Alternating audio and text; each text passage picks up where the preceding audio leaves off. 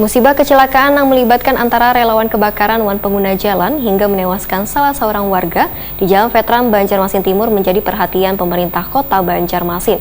Warga juga diminta mengalah wan mendahulukan bubuhan armada relawan pemadam kebakaran dalam melakukan tugas kemanusiaan. Musibah kecelakaan yang melibatkan antara relawan kebakaran wan pengguna jalan hingga menewaskan salah seorang warga di Jalan Veteran Banjarmasin Timur menjadi perhatian pemerintah kota Banjarmasin. PLT Dinas Pemadam Kebakaran wan Penyelamatan Banjarmasin Ahmad Muzayin Waitakoni Prima TV Baisukan Selasa 5 April 2022 memadahkan bila sudah kadada henti-hentinya menghimbau wan mengingatkan warga yang sedang berada di jalan raya agar tetap berhati-hati wayah adanya petugas pemadam kebakaran melintasi jalanan. Warga juga diminta mengalah wan mendahulukan bubuhan armada relawan pemadam kebakaran dalam melakukan tugas kemanusiaan sehingga kejadian kecelakaan yang sudah beberapa kali ini terjadi kada terulang kembali. Ahmad Muzayin kembali mengingatkan bubuhan barisan pemadam kebakaran dengan kesepakatan yang pernah dilakukan dengan pemerintah kota yaitu untuk tetap mengutamakan keselamatan seberatan orang, baik korban kebakaran, anggota BPK, atau PMK wan pengguna jalan.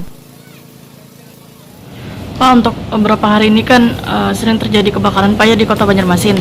Nah, mungkin himbauan kepada masyarakat sebagai pengguna jalan, Pak, mungkin seperti apa di saat ada BPK atau mungkin lebih? Ya kita berharap memang pada beberapa hari terakhir ini ada 2 atau 3 kali kejadian sudah kebakaran yang cukup mengagetkan bagi kita. Memang pada saat ini sudah memasuki bulan musim kemarau, apalagi bulan puasa. Mudah-mudahan kejadian-kejadian itu semakin berkurang.